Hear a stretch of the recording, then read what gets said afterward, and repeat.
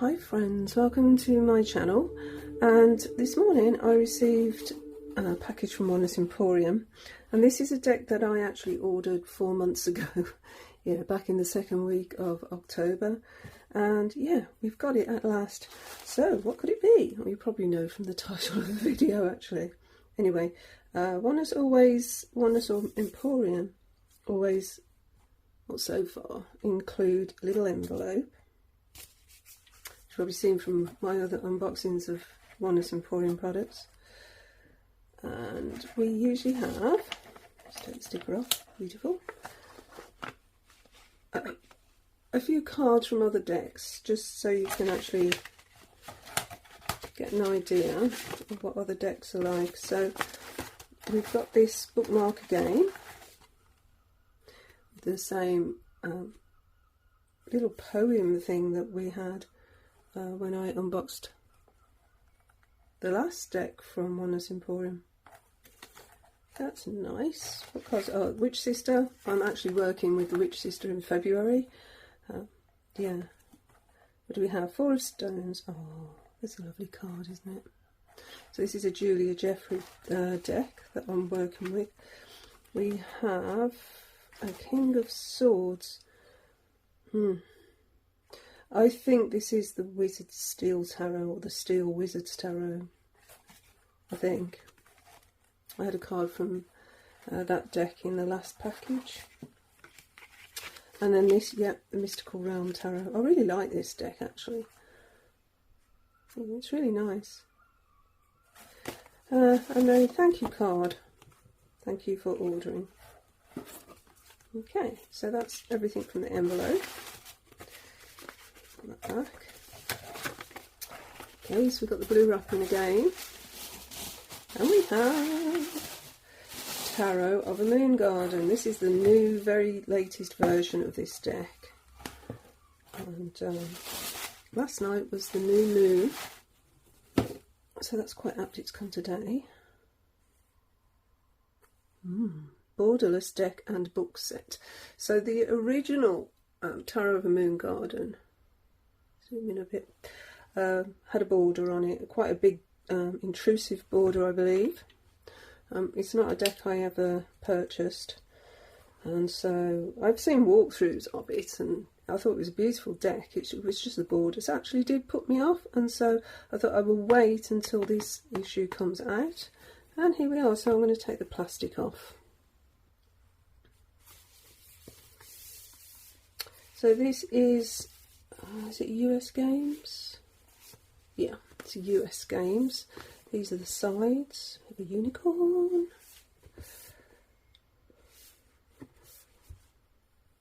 Beautiful. Pegasus. So this is by Karen Marie, and I have no idea how to say this name. Swikard, maybe. This is the front. So it's very whimsical, as you can see. Probably know this deck, but I don't. So I'm going to take a first look at it properly. So Tarot of a Moon Garden delivers its arcane secrets on the wings of dragonflies, butterflies, angels and fairies. You may or may not know, but I'm actually doing a whole year now with the Flickering Cauldron Moon Diary, which is focused on fae and flowers. And so I'm doing a whole year with different fae decks. So this might come into that rotation. We will see. Unicorns and dolphins bring insightful messages in this borderless deck that weaves together tarot symbolism, mythic expression, elemental magic, and the reflective phases of lunar energy. In the 192-page lushly illustrated companion book, Karen Swikard presents meditations, oh brilliant, readings and rituals, along with detailed descriptions of each tarot card to augment their symbolic meanings.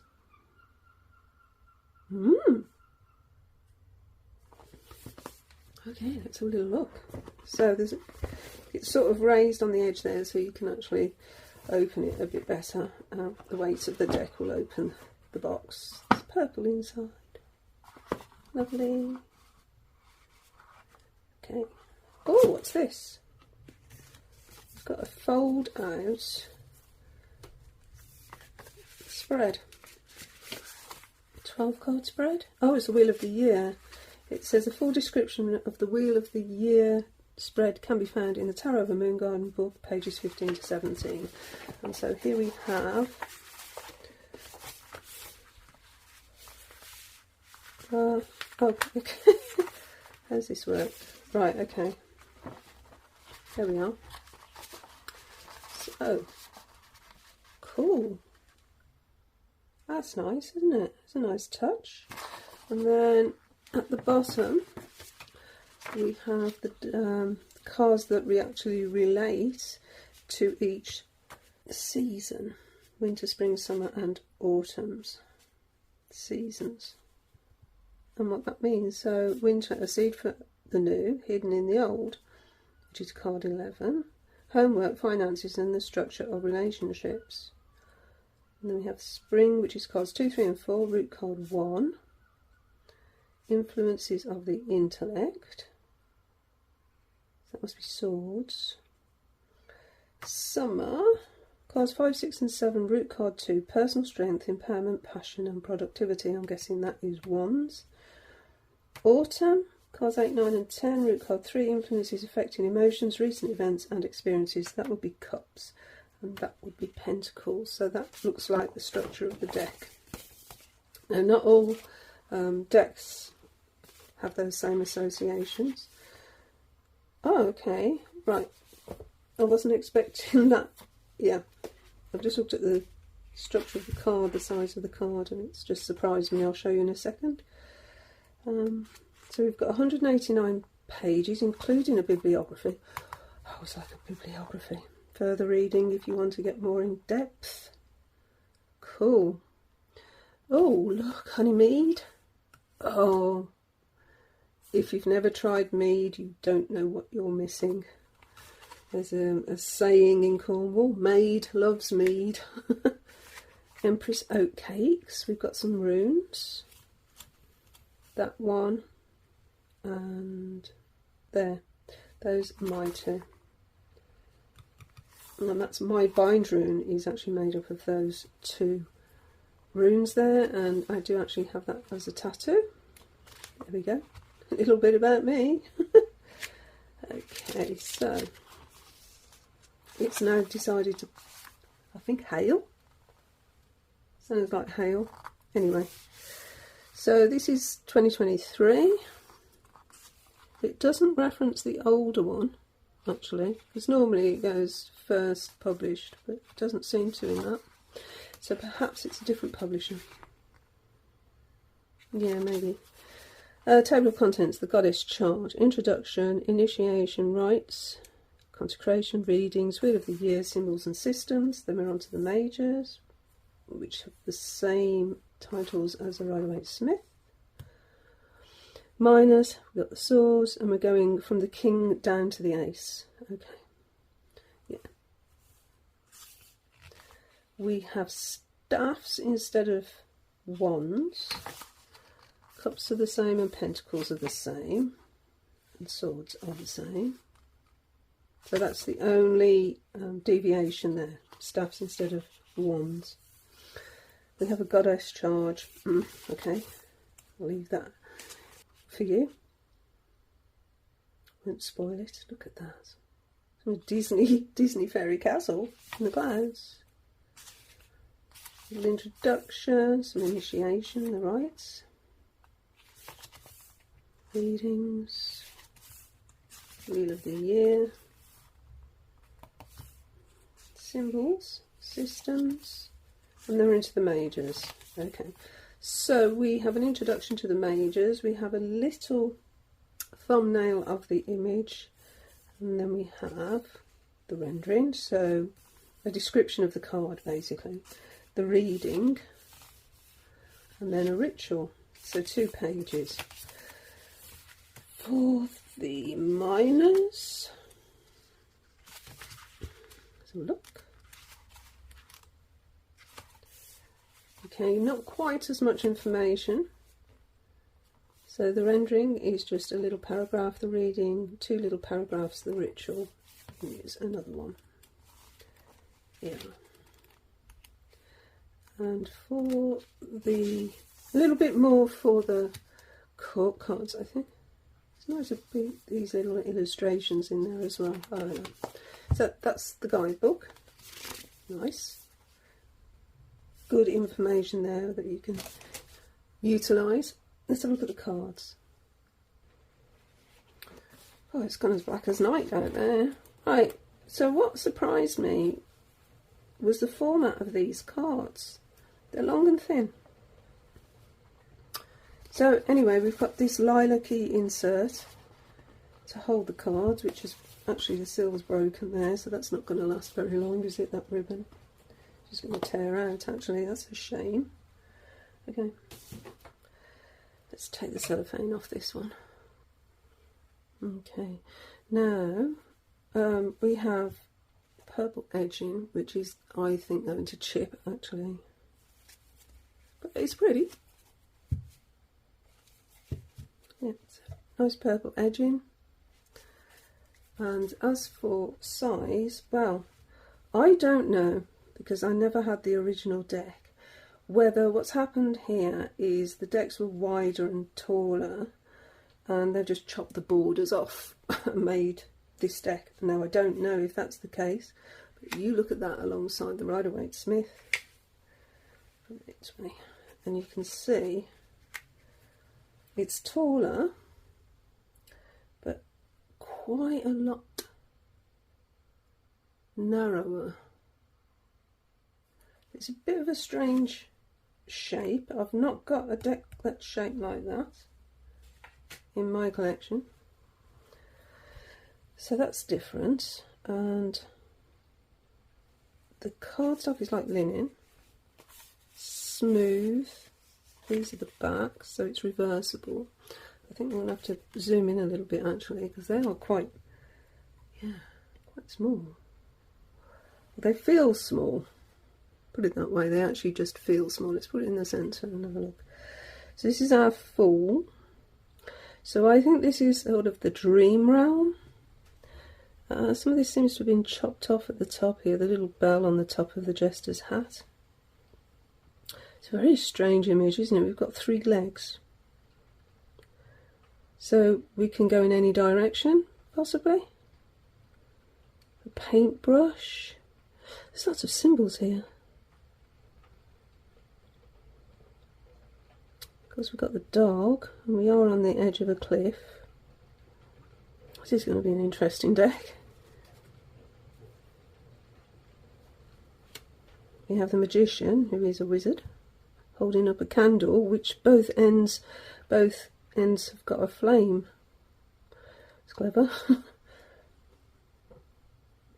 The cup with a unicorn. Got a dragonfly. This is beautiful, actually. With the moon as the lemniscate.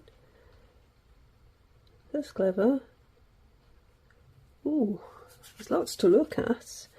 High Priestess with the scroll, Darrow, or Torah. Dolphin. Our High Priestess looks to be a mermaid. Empress is, oh, wow. Yeah, lovely. That's a lovely Empress. Look at the spider's web as well.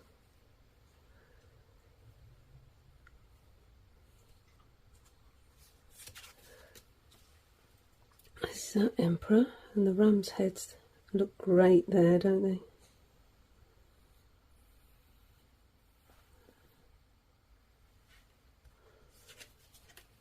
Hierophant.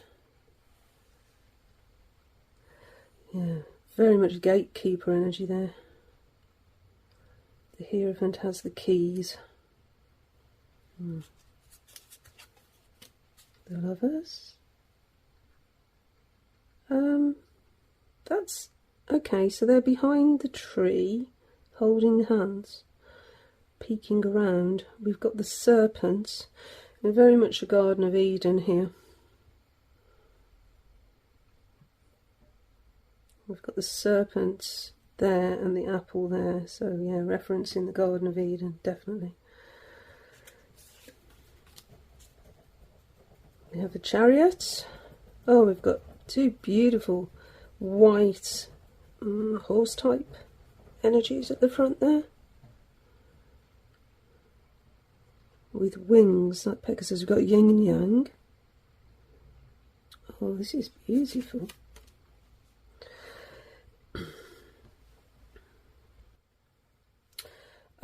This is the reason I never have bought the deck, in all honesty, is the depiction of this lion. I just don't like it.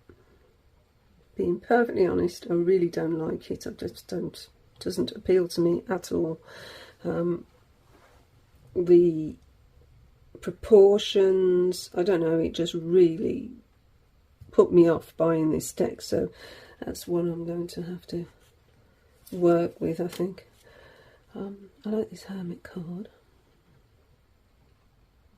Transformation with a butterfly. Wheel of Fortune. See, I actually haven't seen many cards from this deck, but I did see that Strength card and I was like, no, I don't think so. So I need to give this deck a fair chance, I think, because many people love it, you know. So there's something here.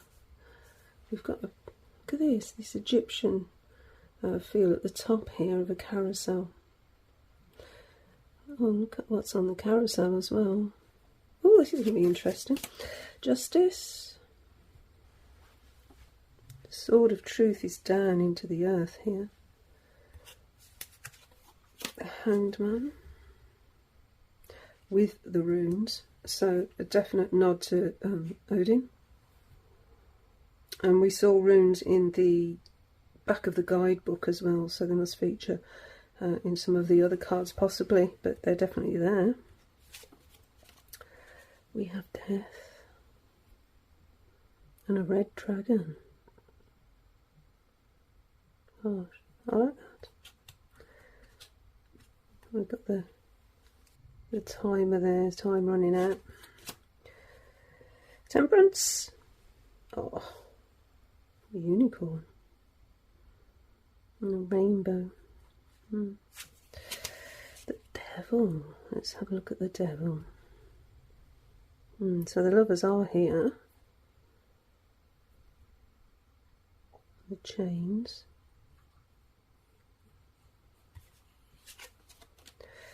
The Tower.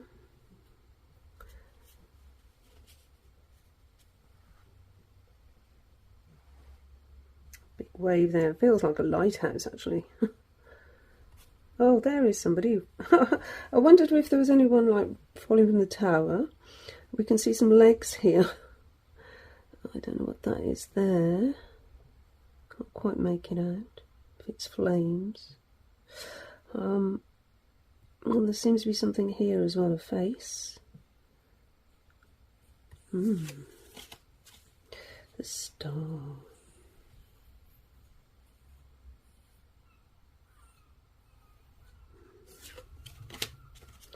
The moon. So this is the moon from the moon garden.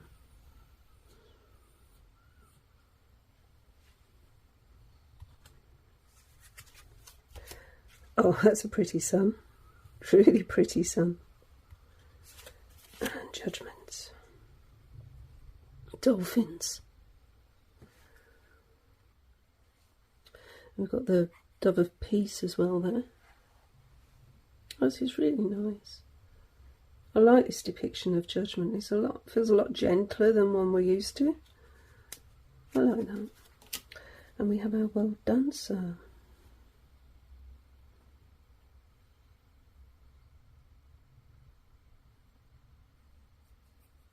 Nice, okay. So, yeah, it's going in a different order here. So it goes from the kings down to the aces, and we're starting with the swords. So let's have a look at this. A king with a moustache. Very 70s type deck, isn't it? I wonder when it was out, actually, because I've just seen something interesting. Let's put these side by side. Do you see the dragon? There and there. That's... I wondered if those two would marry up. They don't, but yeah. We've got the dragon's wings in the background. That's great, isn't it? The same dragon. Okay, back to it. Okay. Knight of Swords. Again, we've got that dragon. Oh, interesting. And then the page. Yep, the dragon's there. And we've got the butterfly as well. There and there. There it is actually on the side of the Queen's throne and on the top of the King's throne. So we've got some repeating motifs, which is great, linking the cards together. I do like that. Okay, so it looks like, I'm just skipping through here, butterflies are swords. Yep. Okay. Right. I'm going forward because it makes more sense to me. So we have the ace. We'll put the ace along with the page. Two.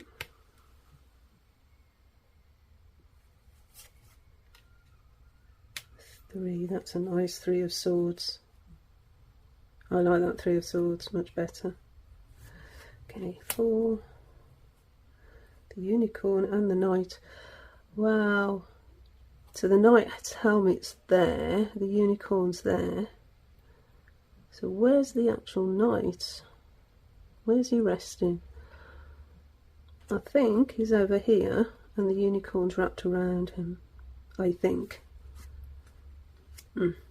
5. But cross purposes there. The 4. Oh, here's the dragon. Here's the actual dragon in the 6. The 7.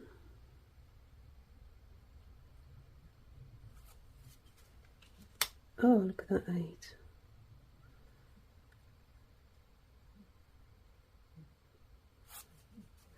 9. And the 10.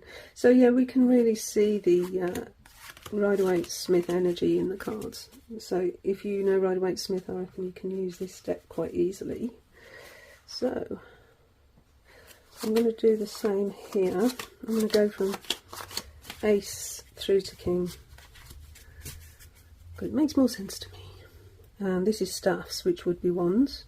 So we've got a unicorn here, and we've got a tree. We've got the castle in the background that actually we saw in the 8 of Swords. I think it's the same one.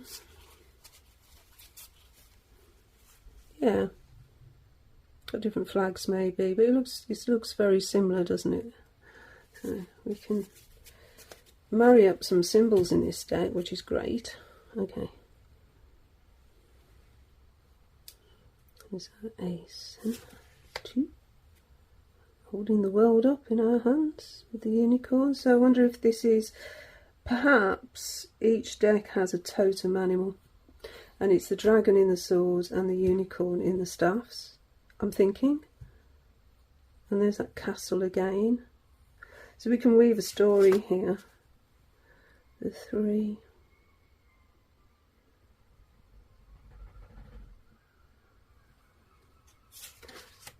Actually, I'm just looking back at that. So the 3 of staffs, we are about to set off on a journey, aren't we? And I can sort of see something here that looks like a dragon, but also sort of looks like a boat. But what struck me here is it's night time. And to me that sort of says we're going into the unknown. We're going in blind. And that works really well for the 3 of staffs. Really well. Okay, so the 4. The 5. So we're using the tree as the metaphor for the staff. Here's the unicorn again in the 6, 7, 8, nice, nice, 9, cool, the 10 there, back up to that castle again, the page. So we've got a white horse in the background. Is that the unicorn? Yes, it is. Okay, let's put these side by side. I think it'll be fun. See how these courts are working together. Very much look like a couple, don't they, this king and queen? We've got the salamander, we've got the cat, so we're keeping the motifs that we're used to here.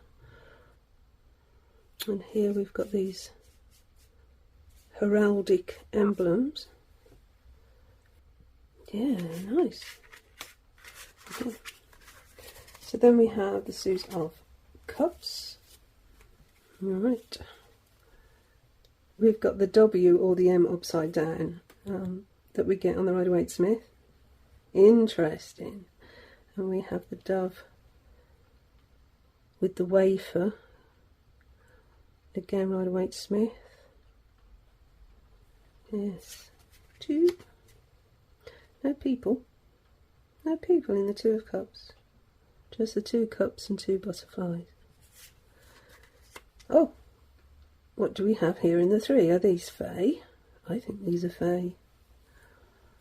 Is it fae in the garden? Yes. So cups are the fae.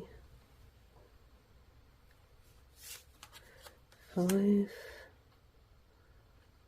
Got a hot air balloon going on there towards the castle, or away from the castle. 6. 7. Here we are at the castle. 8.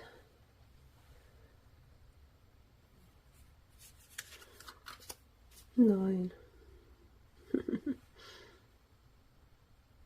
That spider web again. The 10.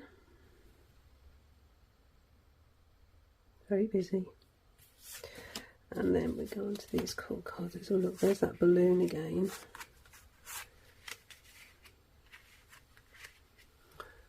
Okay, our knight's rising in a different direction. Interesting, there's no horn now. Yeah, that's an interesting take. So these definitely look more fae. And so I'm thinking the cup suit is more about fae energy. Let's put them in the right order. And the colours echo here in the king and queen, which is nice. And they're in the same garden, or same part of the garden, because this is Tarot of a Moon garden, so obviously it's all set within a garden. Okay. So the final suit. Pentacles. And we have Pegasus. And this sort of globe thing with a pentagram on it. Okay, that's going to appear in this suit then. Okay. The 2, the 3.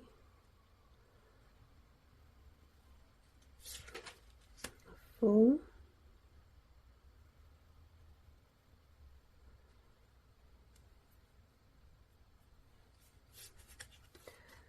5.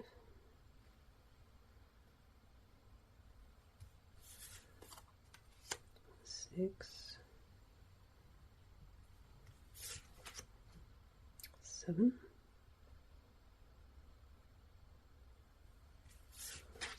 8. I wonder who it was that's been painting these, because like, there's the paintbrush and easel. It's got a signature on there as well, I think. Maybe that's reference to the creator. The garden gate on the 9 and a peacock. So we've kept the bird, we've kept the grapes. That's nice. A lovely nod to the Rider-Waite-Smith. Oh, we're going under a bridge in the 10.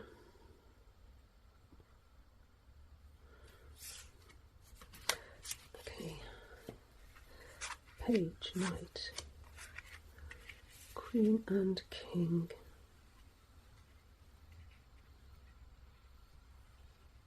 Lovely. Get the rabbit. I've got a moustache again. So that's really nice. It's a lovely deck, very whimsical, very easy to read. I think if you know Rider-Waite-Smith, you won't have a problem reading this deck at all. I'm going to look at a card I didn't like, which is the Strength card. Then we'll look at some difficult cards, I think. So let's look at the Three of Swords. Where is this?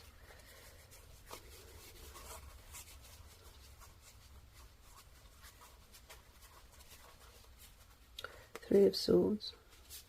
And then we'll choose a court card.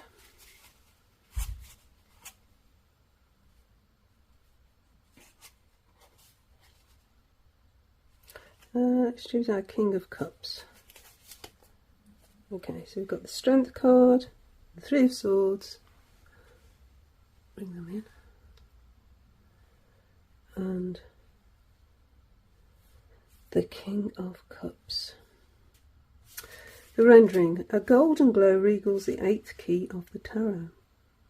Wisdom shines in the eyes of the lion.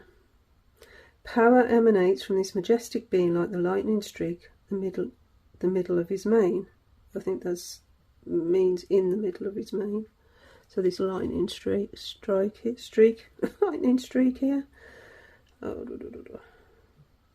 Male attributes of strength, energy, vitality, virility, valour and courage arise in the allegorical king of beasts. The complementary qualities of gentleness, compassion and unconditional love favour the maiden at his side, a mirror of his power. Okay, so we're yin and yang. The lion and the unicorn, so this is a unicorn then. It's very difficult to see what that is. Okay.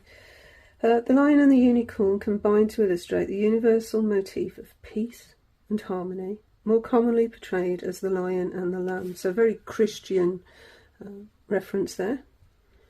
The unicorn also renders the legendary capture of a maiden's innocence and purity. It is this last pair of qualities that imparts true power to magic. So we've got a sexual connotation there as well. The Maiden of Strength, actually that harks to lust, doesn't it, in the Thoth Tarot? Okay, that's a whole other subject. Anyway, the Maiden of Strength basks among the flowering of summer. She is guileless, and her violet gaze enchants all who encounter her. A ribbon loops behind her head, echoing the curve of the moon in infinity as it waxes towards its fullest power. Beneath the helix, the girl's hair tumbles to the red rose at her waist. From the darkness beyond, a butterfly emerges in the colours of a metamorphic flight into the light. The summer reflects the sun at the height of its command. The Sabbath of Letha celebrates its passage on Midsummer's Eve. The festivities observe the year's longest day, and concurrently the shortest night. Nature's growth has reached its peak. The summer signs of the zodiac, Leo and Virgo, are represented by the Lion and the Virgin. In the 6th key of the tarot, we find the lovers, prior to their expulsion from the Garden of Eden. So yeah, it was the Garden of Eden.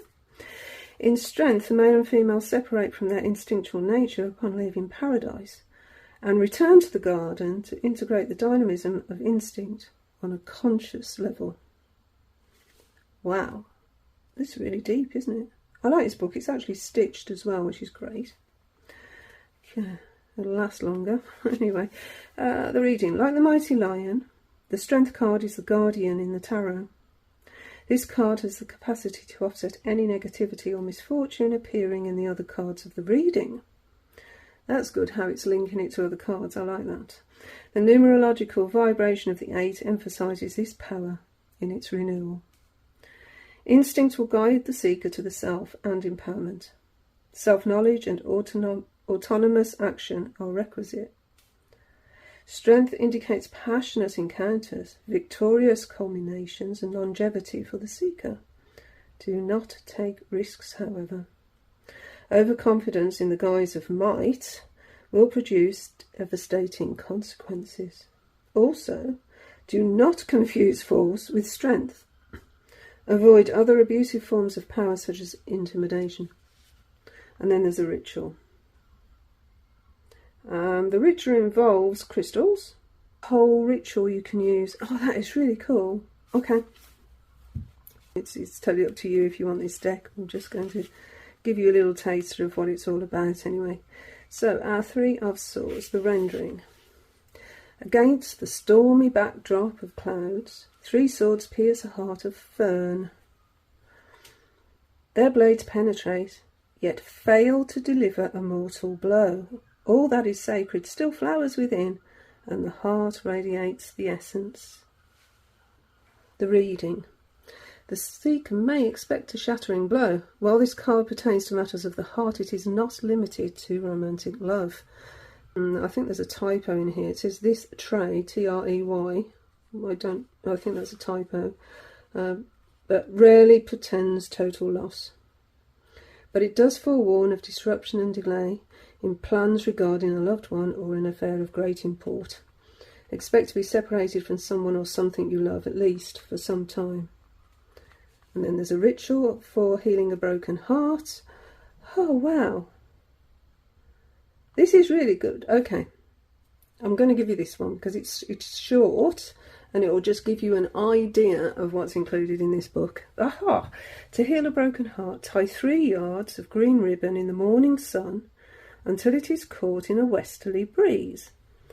On a magical hour of Venus, which is 1 AM, 8 AM, 3 PM or 10 PM, on her magical day, Friday. Heavily anoint a green candle and a small piece of rose quartz or rhodochrosite with oil of coriander. Wrap the ribbon around the stone once and seal with a small amount of wax from the candle. Continue to wind the ribbon round the stone, sealing every 3rd turn with wax. It's maiden, mother, crone. You may want to occasionally add a drop of oil to the small well of wax melted around the flame. On every 3rd turn, repeat this verse. With this ribbon I wind your heart to bind. The wax will seal, the wound does heal. To strengthen the amulet's spell, keep it or present it in a green pouch filled with coriander seeds. So there's a little peek into the rituals, and that was a short one because it's a minor card. Right, I'm looking for the King of Cups, and then we'll wrap this up.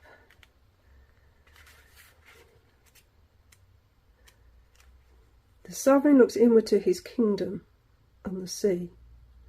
Moonlight illuminates the battlement on which his rule and chalice rest. With sails across the moon, a dragon ship crests the caps of emerald waves. Ah, so it's a dragon ship, because we saw it in another card, didn't we? I think it was the 3 of Wands. Anyway, bound for distant harbours, its hold is laden with a cargo of pearls and other treasures of the briny deep. So we have a story here. The reading. An artist in his own right, the King of Cups has a creative mind, though its application may lie in the field of science, business, publishing, law, or divinity. If he is a disciple of the divine arts, a likely sect will be one of an unorthodox or earth religion. His liberal and innovative thinking qualify a potential in education and deter the hidebound edicts of dogma and convention. Yeah, not one for convention, the King of Cups. Though both generous and kind, he does have an artistic temperament no matter what his walk in life. This is accompanied by a marked streak of impatience. Fair in his own encounters and transactions, he is not likely to overlook duplicity or fraud. As its visual symbolism indicates, the King's card may pertain to overseas travel. And then we have a ritual. Oh, this is great as well, because there's God and Goddess energy in here as well. Oh, this is so cool. Alright, so that is Tarot of a Moon Garden, a very magical place, and a place that I can't wait to explore. Anyway, thank you so much for watching, and yeah, if you like this deck, it's now out, Borderless. You could probably get the original, I would imagine, but I'm liking this one. Yeah, so until the next time, thank you so much for watching, friends. Bye now. Bye.